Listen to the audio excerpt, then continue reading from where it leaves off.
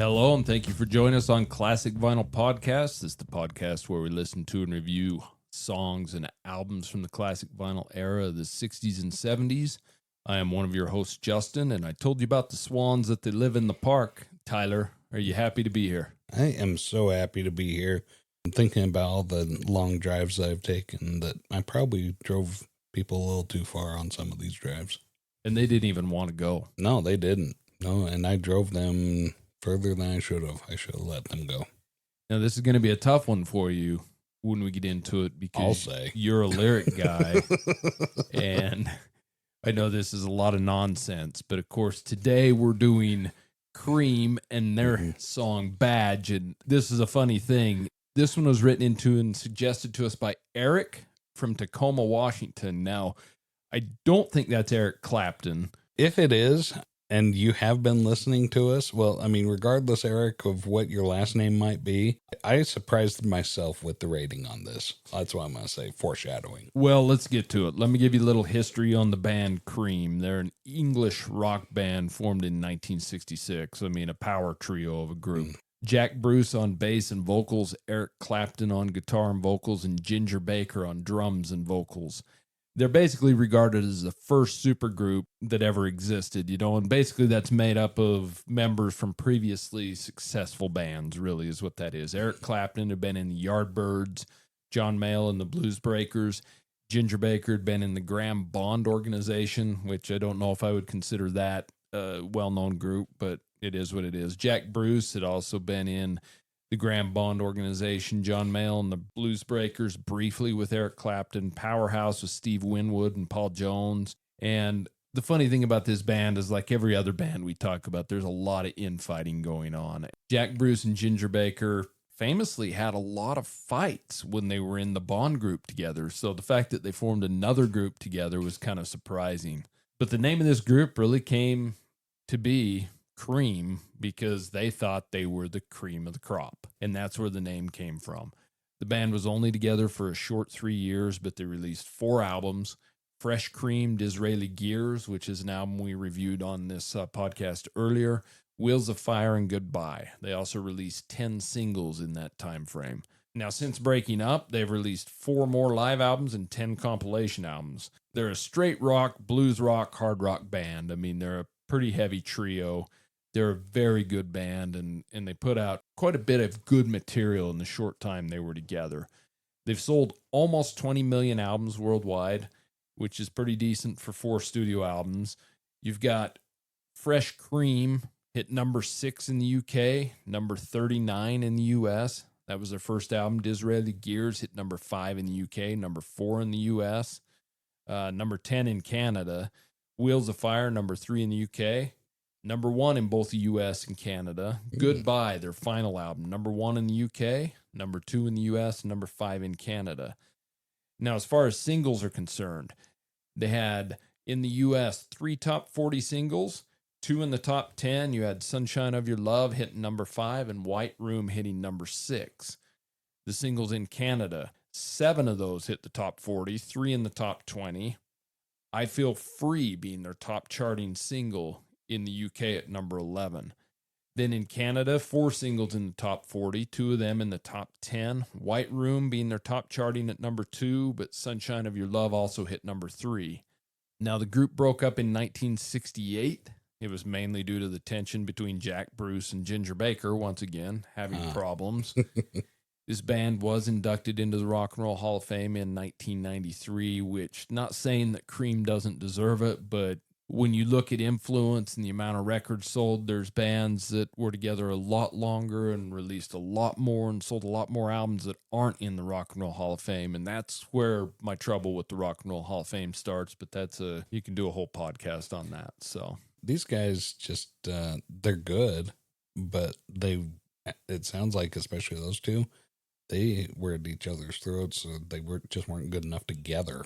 Yeah. And I think sometimes that's where it's based on is what kind of history these bands have and what they do afterwards, all solo and things. And sometimes that's figured into it in the popularity of bands, because there's bands that were much bigger than these guys that have kind of been forgotten about and haven't hit the Rock and Roll Hall of Fame. And that's, what are you basing it on? Are you basing it on popularity? Are you basing it on prestige? Are you basing it on what the other band members do once the group's broken up? Are you basing it purely on sales? And it's just all over the place. They're basing it on this song. That must be. So the band did reunite in 2005 for 4 shows at the Royal Albert Hall in London, and I'm guessing Jack Bruce and Ginger Baker got along fine there, or just simply didn't talk. I'm not sure, but they also did 3 shows at Madison Square Garden, so a total of 7 shows. So the muzzles work. So let me ask you, before we get into the song review, what is your history with Cream and Badge? I am not that familiar with Cream. We've listened to a few songs. This is my first time listening to Badge. There's we'll get into this with the song review. There's like some real notable rhythms or guitar licks in here. They've been shared around. So are you saying this is pretty much your first time listening to this song? I think so. I don't think I've heard the song before. I've just heard like that guitar riff that we'll talk about. Okay. Well, do you want to get the song review? Let's review it. And now it's time for the song review. So today, of course, we're doing Cream and their song Badge. Now, this song was released as a single on March 17th of 1969. The B-side was a song called What a Bring Down, recorded at IBS Studios. That's an awesome name for a studio. Indeed. In London, and produced by Felix Pappalardi. Now, Pappalardi was a producer that worked with, obviously, the band Cream. He worked with the Youngbloods, among many, many others, but was also the co-lead vocalist and bassist of the band Mountain, band from the 70s, kind of a hard rock band. They're well known for their song Mississippi Queen. Now, the song is written by Eric Clapton and George Harrison, with Eric Clapton singing lead vocal. This is one of the few Cream songs that Clapton sang lead vocal on. So on this song, George Harrison is credited as L'Angelo Misterioso on the song, and also plays rhythm guitar on this track. Now, Pappalardi, the producer, also plays piano and mellotron on this track, making it the only Cream song to feature 5 people. In fact, I think it's the only Cream song that features people outside the original 3. So the song appears on the band's final studio album, Goodbye, which obviously when they named that album, they knew they were breaking up, I would assume, by the name of the album. This was one of 3 studio recordings on their final album, as the other tracks were actually all live cuts. So I think they just probably put that together, I would guess, as probably an obligation of some sort. On the album, the song titles were written on tombstones. So I think that kind of left little doubt that this was their last album and what the point of it was. They were just releasing this and getting it out of the way. So Cream, the band, also had broken up by the time this was released, with Clapton already playing with his new group, Blind Faith. Did they make it out of the studio before they broke up? I'm not sure, but apparently they knew they were breaking up. So the album Goodbye reached number 2 in the U.S., number 1 in the U.K., and number 5 in Canada, and is certified gold in the U.S. by the RIAA. The song was originally just an untitled song simply called Bridge. I guess Harrison had named it Bridge for some reason. So I guess it wasn't untitled, but he had titled it Bridge. But because George Harrison had such shitty handwriting, Clapton thought the name of the song was Badge. So that's how the song got its name. I like that. So it really means nothing. The lyrics were not intended to make any kind of sense. Many of them were taken from drunken conversations between George Harrison and Ringo Starr. It's kind of funny because you listen to a lot of songs that do make sense, or they were supposed to mean something, and you listen to the lyrics and you're like, what in the hell, This one almost kind of makes sense if you listen to them. Yeah. You wouldn't think it was just a bunch of gibberish, but it really is. Oh, this song would have ticked me off so bad if I had not learned that little tidbit.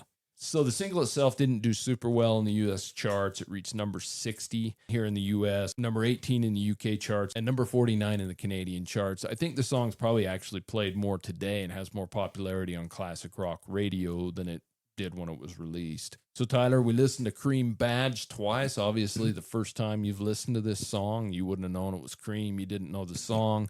What are your thoughts on this song after listening to this? Thoughts are that I love George Harrison and Ringo Starr.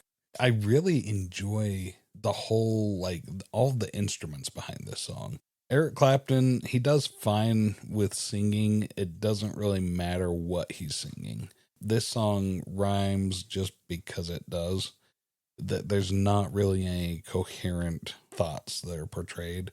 It's like listening to George Harrison and Ringo Starr sitting in a park, or rather laying on the grass in a park while the sky spins around their heads above them, and they're just drunk as can be, trying to calm down from that, and they're just chatting. They're just having a little late night drunk chat. Half the stuff they say is funny, and the other half is just gibberish that doesn't make any sense at all. Kind of half thoughts or incomplete thoughts. But what's really cool about this song, so it has like this really strong bass to it, and it opens. It's got that bass open, which is kind of rare in a song. It's not often that you see the bass lead out. And so I really like that. And then the rest of the instruments join in, and there's a piano in there and some sort of keyboard. Now, is it claps that we have going on at the beginning? Yeah, and I don't think it's a keyboard. I think it's the mellotron you're hearing in there. It is, yeah. It's some sort of like, keyed instrument that's electric. Yeah, I think there is a piano, but then there is a mellotron as well. Yeah, okay, so that makes sense. It's got a good guitar, and I'm assuming that guitar is the slow hand Eric Clapton himself. I'm guessing so. That's something I was going to get to about that when I talk about it as well. Okay.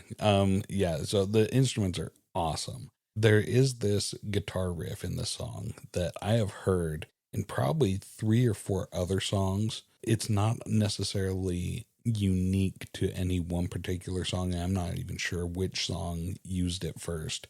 The fact that guitar riff, that sound has been borrowed or shared around, I really respect it because it's a great guitar riff. And maybe that's the whole reason why he called it bridge, because that's kind of the bridge of the song is this guitar riff.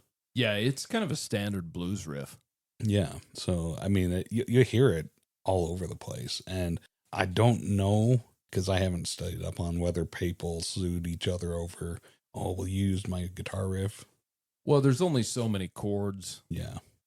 In music, and especially on a guitar, there's only 12 notes, really. Mm-hmm. So there's only so much you can do unless it's completely lifted, yeah. and you can't lift lyrics and things like that. So there's a lot of songs that sound similar. In fact, it's funny because when you talk about the ones that were lawsuits, I think we talked about it earlier on a Kinks song where they had sued the Doors for Hello, I Love You, and kind of hear the similarities, but there's songs that are much more similar than those two that nothing was ever brought up. So I don't really get it. Yeah, I do remember doing that episode, and I mentioned specifically Vanilla Ice, his denial of Under Pressure, lifting that one for Ice Ice Baby, and it's still hilarious. Yeah, so this song, lyric-wise, I have not much to say. This guy's just kind of thinking about the times that he went for a drive, or that he took somebody for a ride in his car, and like, oh, maybe I drove him too far. Maybe I took him. And there's part of me that wants to pull that. Well, not that part of me. Like all of me wants to rip these lyrics apart and put them back together and try and dissect them. I'm getting frustrated because I know I can't do that, because I'm sitting like, oh, this guy's talking about me. Yeah, I've taken this person, given them too much of my time in my life, and taking them along with the ride with me too far. That's why you shouldn't dissect them that often, because you would be trying if I wouldn't have had given you that tidbit saying that it was just a bunch of nonsense. You would have been trying to dissect these lyrics. Yeah, by the time the next line came around that, here in the park, there were swans that live in the park. Yeah. Yeah, and like it just has nothing to do with anything. And I would be sitting there trying to strain at this. So I'm glad that you saved me from myself, Justin. Because, absolutely. Anybody that's listened to this podcast knows that I would have been straining at that lyric. Like, what's he talking about? But now knowing that it's just, a couple of drunk Beatles in a park trying to, get the sky to stop spinning over their head, that makes sense. And all of that put together really makes me like this song a lot more than I would have. It also kind of kicked me out of my rut or my well-trodden path, I should say. I don't know if rut's the right thing, but it's a well-trodden groove that I've cut. It taught me how to appreciate this song for what it is and for what the rest of the instruments bring to it. And this is a really well-done group. These guys are the top of their game and really good musicians, all of them. What are your thoughts on this one, Justin? Yeah, I really like this song. It's good because on this podcast, we find a lot of songs that obviously you know because they're so popular in pop culture and things like that. A lot of times you don't know the group or couldn't name the group or the song title, but it's good when we come along these songs that you simply haven't heard. Yeah. And I think that's kind of what we started out doing this podcast for, was to, get a reaction from me of somebody that's listened to this song hundreds or thousands of times for years and years, compared to someone that hasn't never heard this song and is hearing it for the first time. And so to hear first impressions is kind of interesting. But you hit it with, I love how this song opens with the bass. Jack Bruce, I guess since he normally was the lead singer, I guess he couldn't be outdone. He's like, okay, Eric, if you're going to sing, I get to have the first take on this song. I'm going to have the intro. But he did an excellent job. And the bass through this thing is amazing. I think it really shines through the whole thing. I think probably the weakest instrument on this is the drums. And so maybe I agree with Jack Bruce that Ginger Baker just was pitiful. No, I'm just teasing. I think it was mixed that way on purpose. It's just this was mixed to shine for the guitar and the bass especially. But when you get to that part, now he's married to Mabel, the guitar after that, guitar lick you're talking about, to me, I know Harrison plays rhythm guitar on this, but that guitar lick sounds like a George Harrison guitar lick. It doesn't sound like Eric Clapton to me. And so I'm pretty sure it's Harrison. I could be wrong, but it sure sounds like his guitar work. That's the mysterious angel playing. It could be, but the guitar work through the whole thing, the solo, everything, it's excellent work. And I can tell the guitar solo and everything, you can tell that's Clapton. It's just not played in the George Harrison style. It's a good song throughout. Clapton doesn't have a vocal. He never has to write home about his, but I mean, when we talk about that, we've talked about it with like Jimi Hendrix and some of these other groups. We're not asking for a perfect singer. We're asking for a singer that's perfect for the song. Yeah. And that's what a lot of them do. And Eric Clapton's perfect for this song. Yes, he is. He really is. It just works really well. I like how the song has an abrupt ending. It just kind of, just ends. And, and I enjoy that because it's different. And if you've listened to this podcast, I don't really enjoy fade outs most of the time. Oh, that's your least favorite. Yeah. And sometimes they're okay, but I kind of like the abrupt ending. I like songs like that. Yeah, this one dumped me flat on my face. It was great. Yeah, but a good song. It's one of my favorite Cream songs, and Cream's a group that I think anybody, if they haven't, needs to dive into them. Now, the album this comes off of, it's mostly live cuts, so I don't really consider it a true studio album from them, but they've got some good albums. Disraeli Gears obviously is their most popular, but their others are decent albums as well. Their group, it's unfortunate they were so short-lived, but they did make an impact. So do you want to get to the song rating? I am so ready. Song rating. Okay, listener, if this is your first episode, I will briefly explain our scale of rating, 0 to 10, 10 being the best. And if I had not known, I probably would have given this thing south of 5. But because I know the whole backstory of that George Harrison and Ringo Starr inspiration, I put this one at an 8. I like this song a lot more than I am supposed to. I like this song a lot more than my prejudice would have allowed me to. That's because of a little bit of help from someone with a bit more experience. Oh, I thought for sure you were going to say with a little help from my friends, just to throw a little reference to Ringo Starr. You missed that one. You know what? Let me back up. With a little bit of help from my friends. This song's great. As far as Cream goes, I like them, but I really like this one. And where do you put this one, Justin? That's really funny because when I wrote down my rating for this song, I thought for sure, because the lyrics were gibberish, that Tyler was going to be a 5. Yeah. But you rated this higher than me. Oh, really? I rate this a 7.5. I think it's a very strong song. It is one of my favorite Cream songs. Obviously, I love White Room and Sunshine of Your Love, but they are overplayed. There's no doubt about that in the circles I run in and the stations I listen to, but they're still excellent songs. But this is one of my favorite Cream songs. It's a good song. It doesn't hurt also being from a Beatles super fan like me, having George Harrison involved in it. It's kind of always made it special to me as well. So a very good song. I enjoy it. I appreciate Eric from Tacoma suggesting us to review this song because it's a good one. And not just because it's Eric Clapton and, hey, I want you to play some of my songs. Is that what we're getting at? I guess so.